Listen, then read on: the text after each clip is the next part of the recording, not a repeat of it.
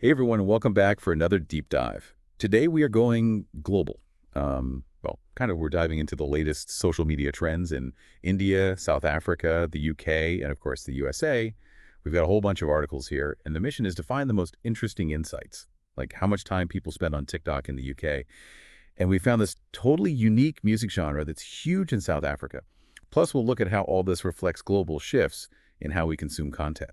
It really is fascinating to see how these trends highlight both our similarities and differences. We're all connected by this desire to engage online, but the ways we do it are often shaped by where we are in our culture. Exactly. So let's get into it. One thing that really jumped out from these articles is how huge short-form videos are now. YouTube Shorts, Instagram Reels, and TikTok are everywhere. It's like everyone loves those bite-sized videos now. Absolutely. And the research backs it up. Did you know that like 82% of Gen Z in the UK actively use platforms like TikTok? They spend something like an average of almost 50 hours a month on that app. That's more than an entire work week. Wow, 50 hours a month. So is that a sign that our attention spans are like totally shrinking, or is it just how we consume media now? It's honestly probably a bit of both. We're just bombarded with information all the time, so it makes sense to go for content that's quick, but it also shows how much we want instant entertainment. Those short form videos give you that quick burst of fun or information whenever you have even a minute free. Think about it. How often do you scroll through reels or shorts when you have a few minutes to kill? Oh, all the time. Yeah. And it's not even always mindless scrolling. A lot of those platforms like YouTube Shorts are being used for education too. Like in India, there's this creator called Physics Walla who uses that format to teach students. Yeah, Physics Wall is a great example of how social media can really change how we learn. They have millions of subscribers, which shows how many people are into educational content in this format. It's like a challenge to the traditional education systems and gives you a way more flexible way to learn. It'll be interesting to see if this keeps growing and how it changes education in the long run. It really makes you think, huh? Okay, so another thing that's consistent in all these regions is the power of music. Whether it's a catchy pop song, a ballad, or even a traditional folk song, music just connects people everywhere. It's true. Music just goes beyond cultural boundaries and it has this power to make you feel things. And the ways people experience music online are fascinating. Like in India, devotional content is really big, like Sri Hanuman Chalisa, which is a Hindu prayer. And then there's folk music like Lahanga and 52, Gaj Ka Man. Those videos have billions of views, which shows how music taps into those really deep cultural traditions. It's amazing to see how music can reflect both what's popular all over the world and what's specific to a place. And speaking of specific, in South Africa, this genre called amapiano is huge. It's a type of house music that started in the townships. Artists like Tyla and Nasty C are getting tons of views online. You mentioned earlier about a unique genre from South Africa. I'm guessing this is it, right? That's the one. Amapiano's popularity shows just how vibrant the music scene is in South Africa and how they create sounds that appeal to people globally. And in the US, while there's all kinds of genres, it's interesting to see that music videos are still so dominant. Remember those huge hits, Baby Shark Dance, Despacito, and See Again? Those videos went viral and got billions of views, and they show that music videos are still such a powerful format. And those are just a few examples. There's so much music out there being discovered and shared online. It makes you wonder, what kind of music do you listen to online? Are you more into the global hits, or do you like to find local artists and genres? Yeah, it's amazing how people have such different musical tastes. But music is something that can connect us all. And speaking of connections, the way people are using social media to be part of communities and express themselves is changing too. You're right. It's not just about entertainment anymore. Social media is like a platform for conversations, learning, and even making a difference in the world. Hmm. We see that in some of these regional trends from the articles. Like in South Africa, Facebook groups are being used for dialogue and support around social issues. Totally. Facebook groups can give people a feeling of belonging and like they're part of something. They let people connect with others who care about the same things and to come together for important causes. It's kind of cool how this platform that started as a way to keep up with friends has changed to help with social change and activism. And it's not just South Africa. In the UK, there's this growing concern about authenticity and misinformation online. People are getting more careful about what they see and read online and want to find information they can trust. That's super important, especially now with so much information coming at us all the time. It shows how much we need critical thinking skills and to be able to tell what's real and what's not online. People are realizing that not everything on the internet is true, and they're taking steps to check information and be more thoughtful about the content they engage with. I think this shift towards mindful social media use is a good thing. Don't you? Oh, definitely. Yeah. It shows that people understand how social media can affect them, and they're trying to create healthier online habits. Mm. But what about Facebook itself? Is it still relevant with all these changes happening? Well, it's interesting how Facebook is adapting. Like they're embracing those short videos with Facebook Reels, which are super popular in the US. They get shared something like 2 billion times every day. But they're also playing to their strength. In the UK, Facebook stories are becoming more popular for quick updates and those temporary posts that disappear. Those quick glimpses into people's lives give you a sense of being in the moment and connected. So it's like they're trying to appeal to both our love of those fleeting moments and our need for deeper connections. And speaking of those deeper connections, Facebook groups are still really popular in South Africa and the UK. They give you that feeling of community and shared interests. Exactly. Facebook groups give people who have things in common a place to connect, share information, and support each other.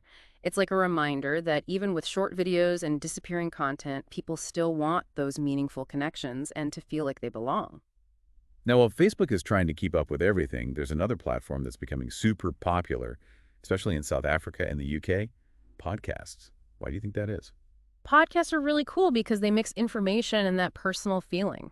It's like listening in on a conversation between friends or experts. And there's just so much variety in the content you can find. Like you can find podcasts on true crime, personal growth, history, comedy, local stuff, anything you can think of.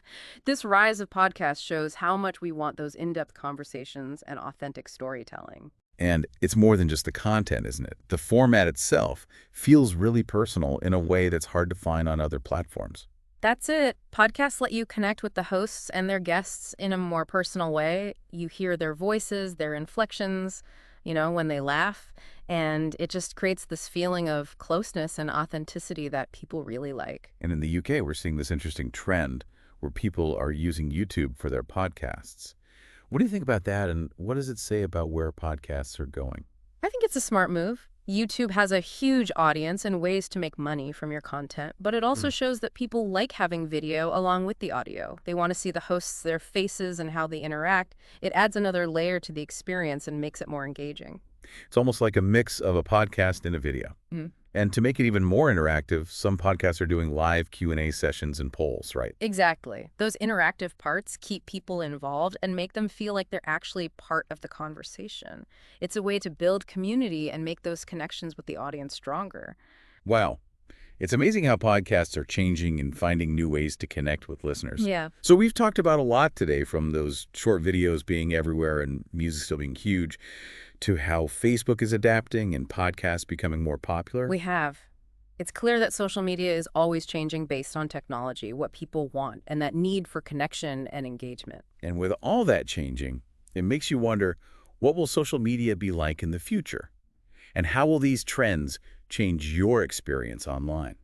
It's a question that we could talk about for hours. The future of social media, it's kind of like a choose your own adventure. The path it takes really depends on the choices we make as users and as creators, as a society. So what choices do we have? What do you see happening in the future?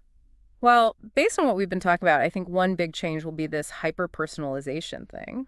AI is going to be huge in making our social media experiences tailored to us as individuals. Like algorithms that know us better than we know ourselves. Right. Exactly. Like imagine opening your social media app and your feed is made just for you.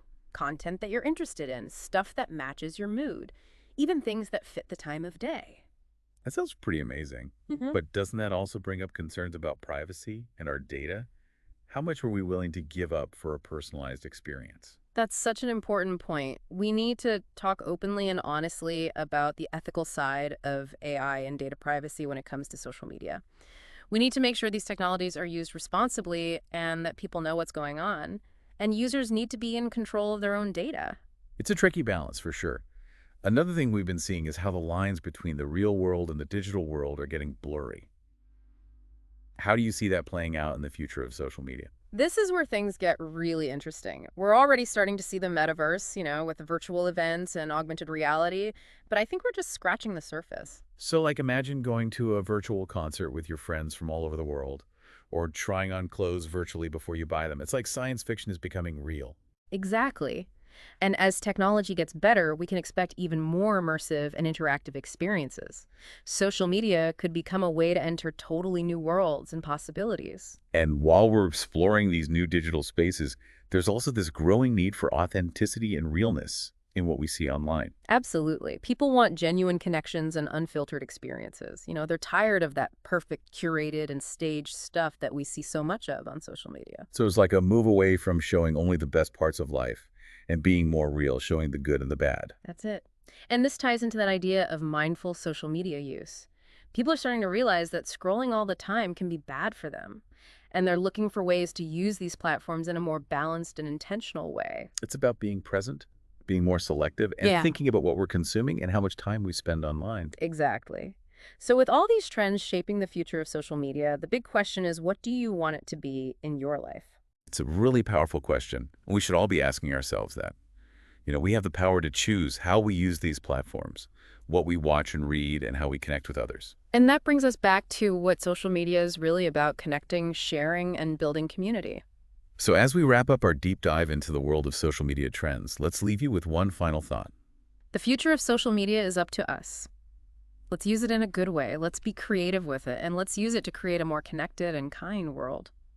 Thanks for joining us on this deep dive. Until next time, stay curious and keep exploring.